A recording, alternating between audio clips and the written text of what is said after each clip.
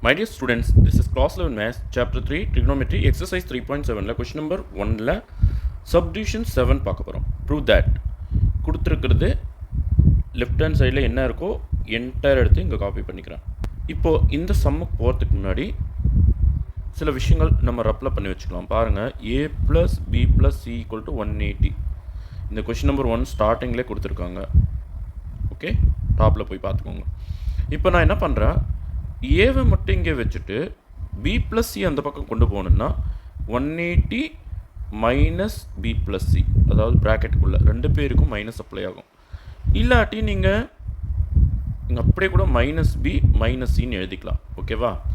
So +b அந்தாட்ட போயிட்டு -b + c அந்தாட்ட போயிட்டு -c. ஓகேவா?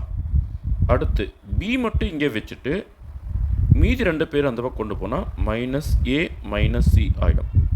சி மட்டும் இங்கே வச்சுட்டு ஏவும் பியும் அந்த பக்கம் கொண்டு போனால் 180 - a - bன்னு ஆகிடும். ஓகேவா? இந்த விஷயம் உங்களுக்கு புரிஞ்சுதா? இப்போது சைன் இந்த பிக்கு பதிலாக நான் இவரை யூஸ் பண்ண போகிறேன்.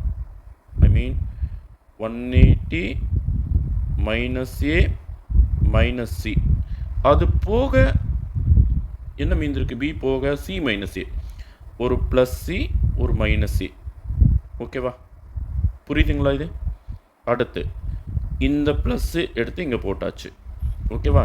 அடுத்து சைன் ஃபஸ்ட்டு வந்திருக்குல்ல அந்த c, அந்த சிக்கு பதிலாக இங்கே வந்திருக்கு பாரு இந்த வேல்யூ, அதை எடுத்து நான் சப்ஸ்டிட்யூட் பண்ண போகிறேன். சிக்கு பதிலாக 180 - a - b.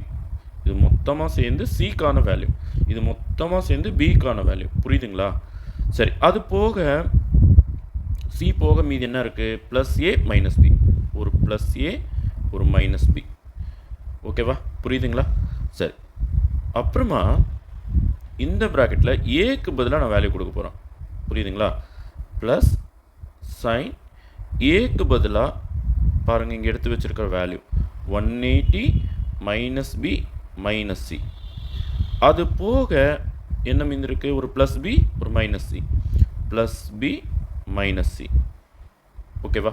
இப்போ என்னெல்லாம் கேன்சல் பண்ண முடியும் பாருங்கள். இந்த ப்ராக்கெட்டுக்குள்ளே +c - c கேன்சல், இந்த ப்ராக்கெட்டுக்குள்ளே +a - a கேன்சல், இந்த ப்ராக்கெட்டுக்குள்ளே +b - b கேன்சல். சரி, இதெல்லாம் போன பிறகு கேன்சல் பண்ண பிறகு இந்த ப்ராக்கெட்டுக்குள்ளே 180, இங்கே ஒரு -a இங்கே ஒரு -a, அப்போ 180 - 2a. இந்த ப்ராக்கெட்டுக்குள்ளே ஒரு 180, இங்கே ஒரு -b இங்கே ஒரு -b, அப்போ சைன் 180 - 2b. இந்த ப்ராக்கெட்டுக்குள்ளே சைன் 180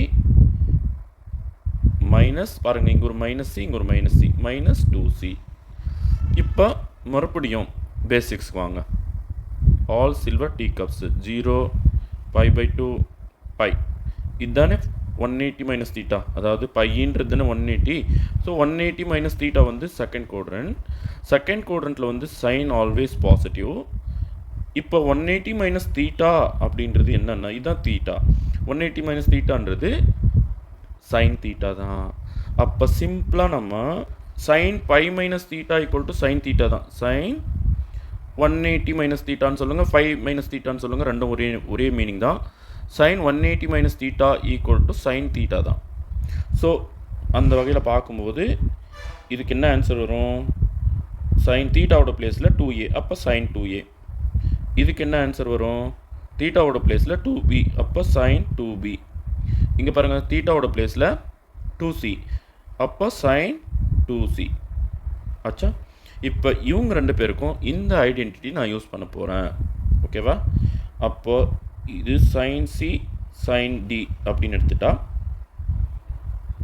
2 சைன் c + d/2, அதாவது 2a + 2b/2. 2 காமனாக வெளியே எடுத்த பிறகு 2 × a + b/2. ஓகே, அடுத்த டேர்ம் பாருங்கள், பக்கத்தில் காஸ் ப்ராடக்ட்டில் என்ன வரணும்? Cos c - d/2. அப்போ 2a - 2b, அப்போ 2 காமனாக வெளியே எடுத்த பிறகு 2 × a - b/2. சரி, இங்கே வாங்க, sin 2c க்கு இன்னொரு ஃபார்முலா யூஸ் பண்ணலாம். sin 2c = 2 sin C cos C. So இந்த ஃபார்முலா இதுக்கு யூஸ் பண்ணலாம். 2 sin சி காஸ் சி. இப்போ இந்த 2 கட் பண்ணிக்கலாம், இங்கே 2 கட் பண்ணிக்கலாம். அது போக 2 sin a + b cos a - b plus 2 sin c cos c. ஓகேவா?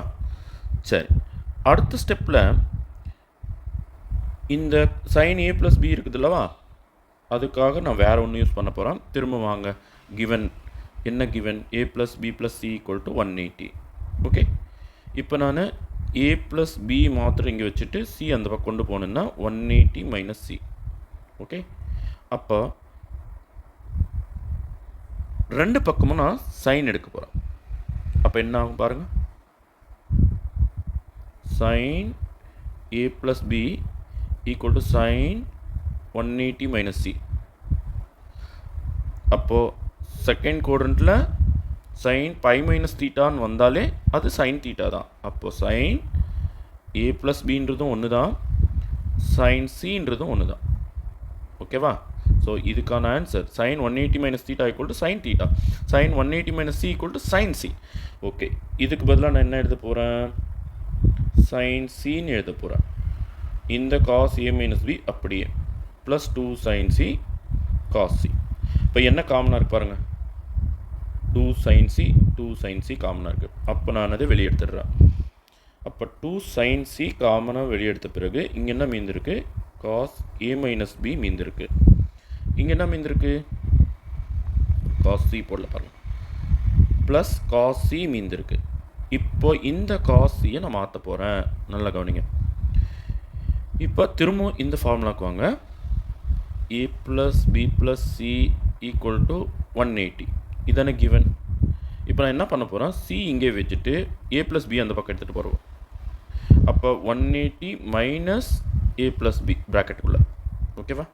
இப்போ ரெண்டு பக்கமும் காஸ் எடுக்க போகிறேன். அப்போ cos c = cos 180 - a + b. சரி, இப்போ இது காஸ் வந்து செகண்ட் குவாட்ரண்ட்டில் மைனஸ் அல்லவா, அதனால் cos c = -cos a + bன்னு வந்துட்டு போகுது. ஓகேவா? அப்போ cos c பதிலாக -cos a + b. ஏன்னா செகண்ட் குவாட்ரண்ட்டில் காஸ் மைனஸ். ஸோ அடுத்த ஸ்டெப்பில் 2 sin c மாற்றலை அப்படியே, cos a - b மாற்றலை அப்படியே. ஆனால் இந்த ப்ளஸ் காஸ் சி இருக்கு இல்லையா, அது வந்து -cos a + b மாறிடும். ஓகே, சரி. இப்போது இவங்க ரெண்டு பேருக்கும் மறுபடியும் நம்ம ஐடென்டிட்டி யூஸ் பண்ணலாம். நல்லா கவனிங்க. cos c - cos d = என்ன வரும்னா 2 sin